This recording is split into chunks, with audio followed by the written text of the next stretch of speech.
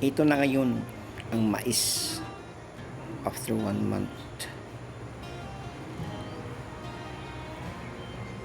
Halos na sila namulaklak, almost 90%. At saka mayroon ng bunga. So ikot-ikot tayo guys, tingnan natin kung mayroong corn borer. Okay. Kape sa lata, tinapay na matigas. Isang hinga, lakad na sa bukid mo. Dugo at pawis, iaalay sa pamilya. Kahit masakit ang likod, tulak pa. Dugo at pawis, sa lupa na matigas. Para sa pangarap. So normally ito yung mangyari kapag shaded yung area, yung field mo.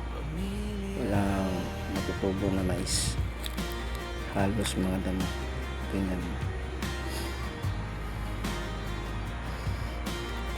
Kahit anong gawin natin na fertilization o foliar application, hindi yan matutubos. Yung solusyon dyan, yung kahoy, ipuning natin. Sayang yung area na hindi natin taniman. Maraming tanim. So ang disadvantage nito kasi kapag maraming damo, ma-attract yung mga insecticide, yung mga pesticides natin.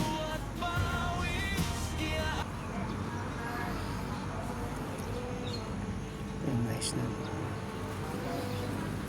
Kasing tangkad ng agingay na. So follow up na po pa rin tayo ng herbicide application after harvest. Yung mature na yung bunga niya, pwede na tayo mag herbicide para yung mga nag-harvest ng ating mga crops hindi sila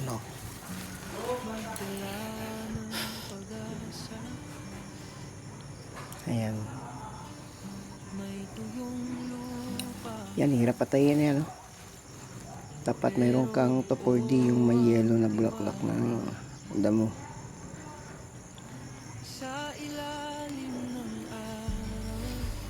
Yan mga shaded area to. Nandito po ako sa perimeter. Ikot-ikot, update, sightseeing. Tawa sa pagitan ng bawat pagod na hakbang. Tayo na sa bukid, magtanim. Tayo magmahalan, magtiyagaan. Kung saan may butil, may bukas din.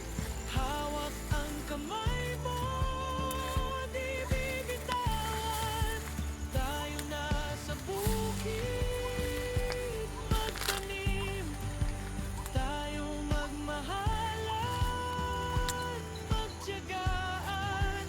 Kahit tumulan man o maulit, sabay haharapin, sabay lalaban.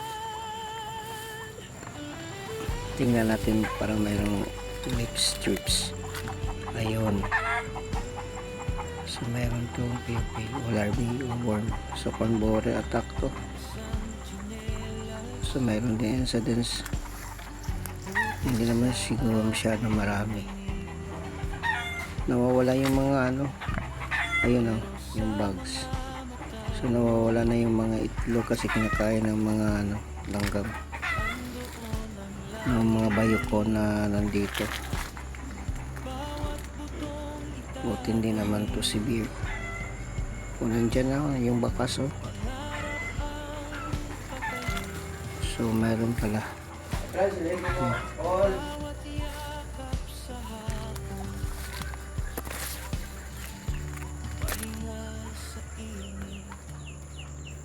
Tayo na sa bukid, magtanim. Talagang mga portion na mayroon ng mga incidents.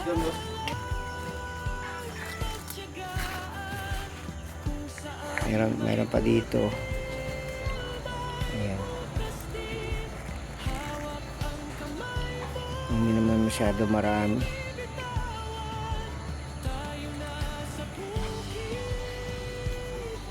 Ito na. Buo pa naman yung bulaklak. Hindi na ano. Sa labas lang. Ayun lang siya. Mabibilang. Yung mga puno na merong incidents. Hindi naman halos lahat.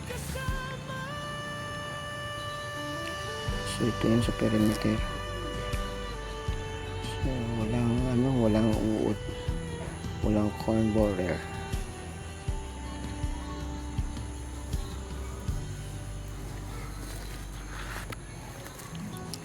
So ito ganun din oh.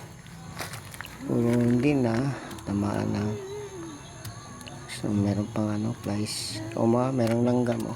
Pinakain din yung mga itlog. Yung mga pupae at larvae. The critical stage of corn borer. Larvae and pupae.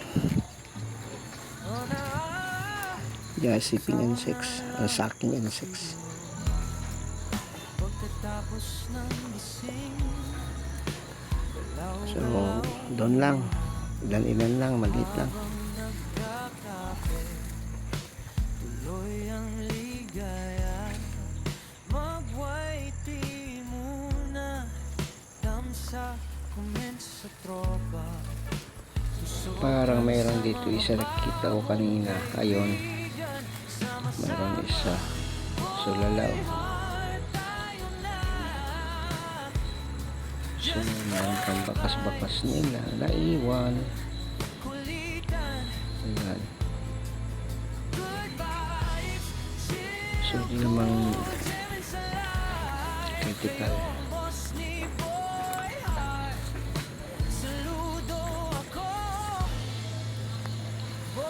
Yung isa, hindi gaano. So, hindi na kailangan tayo mag-herbicide kasi malapit na itong ma-harvest. Insecticide, herbicide na lang i-apply natin.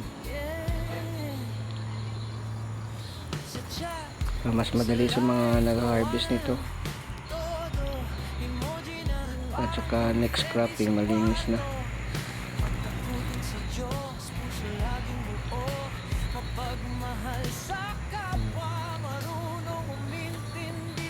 So thank you for watching, thank you for support. Salamat sa pagsama nyo sa pag-ikot-ikot sa maliit na farm. God bless sa lahat. Nag-view nito, God bless. Thank you so much guys, thank you. Wapo din may istes babaw, dagko. Ambot na sa ubos, sa mukha itong ubos, may managoro.